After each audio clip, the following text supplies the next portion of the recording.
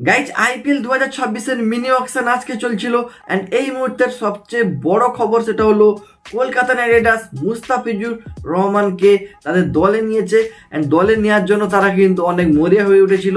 তার কারণ 2 কোটি বেস্ট প্রাইস ছিল মুস্তাফিজুর রহমানের অ্যান্ড সেখান থেকে 9 কোটি 20 লক্ষ টাকার বিনিময়ে কিন্তু কলকাতা নাইট রাইডার্স তার দলে কিন্তু মুস্তাফিজুর রহমানকে নিয়ে নেয়। বাম হাতি ফাস্ট বোলারের খুবই প্রয়োজন ছিল অ্যান্ড যেহেতু ডেড বোলার হিসেবে কিন্তু কলকাতা নাইট রাইডার্সে অলরেডি পাথিরানাকে নেওয়া হয়েছিল, তারপরেও কিন্তু মুস্তাফিজুর রহমানকে কলকাতা নাইট রাইডার্স নিয়ে নিয়েছে। ওকে, তো মুস্তাফিজুর রহমান তার কিন্তু প্রতিভা দেখিয়ে দিচ্ছে আইপিএল অকশনের মাধ্যমে, কারণ 2 কোটি বেস্ট প্রাইস থেকে তাকে নেওয়ার জন্য কিন্তু দিল্লি ক্যাপিটালস অ্যান্ড সাথে চেন্নাই সুপার কিংসের মধ্যে কিন্তু নিলামে দুজনের পক্ষে কিন্তু নিলাম হতে থাকে।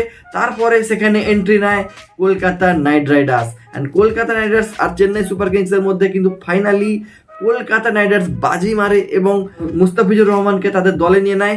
তো যাই হোক, বাংলাদেশ থেকে আপনারা কারা কারা কিন্তু দেখছেন ভিডিওটি কমেন্ট করে জানাবেন কোথা থেকে দেখছেন, আর আপনি আইপিএল এ কোন দলকে সাপোর্ট করেন এবং এবছর কাকে সাপোর্ট করবেন সেটা কিন্তু অবশ্যই জানাবেন।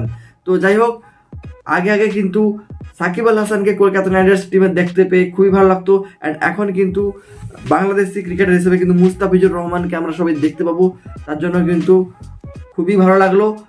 তো যাই হোক, একজন ইন্ডিয়ান হিসেবে কিন্তু এই বাংলাদেশি ক্রিকেটারের সুযোগ পাওয়া আমার কাছে কিন্তু খুবই ভালো লেগেছে অ্যান্ড আপনারা যারা ভিডিও দেখছেন আপনাদেরও আশা করি খুবই ভালো লেগেছে। আপনারা আইপিএল 2026-এর জন্য যারা যারা এক্সাইটেড রয়েছেন কমেন্ট করে জানাতে পারেন, আর ভিডিওটি যদি ভালো লাগে লাইক সাবস্ক্রাইবটাও করে দিবেন। ওকে, আর আইপিএল রিলেটেড আরও কিন্তু অন্যান্য অনেক ভিডিও আর এখানে আসবে, তো চ্যানেলটা সাবস্ক্রাইব করে রাখবেন। তো যাই হোক, মুস্তাফিজুর রহমানকে কলকাতা নাইট রাইডার্স দলে নিয়ে কিন্তু খুবই ভালো একটা ডিসিশন নিয়েছে অ্যান্ড 9 কোটি 20 লক্ষ টাকার বিনিময়ে তাকে নিয়েছে, সেটা কিন্তু একটা বড় নিউজ আজকে।